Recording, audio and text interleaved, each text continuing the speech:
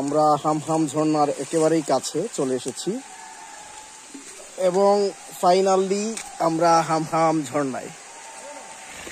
আর একটু সামনেই ঝর্ণা।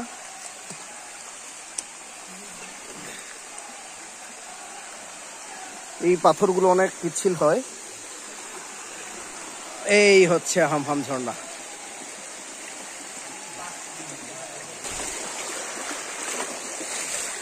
ঝর্ণার একেবারেই ঝর্ণায়, ঝর্ণার সামনে আমরা।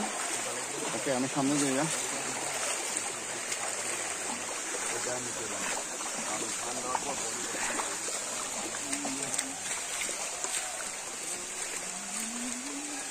এই ঝর্ণার জন্য এত এত দুর্গম পথ পাড়ি দিয়ে রীতিমতো বোয়াল মাছ টোয়াল মাছ ধরে হাত পা কেটে আমরা যখন একেবারেই কাছে এলাম তখন মনে হলো যে আসলেই অসাধারণ।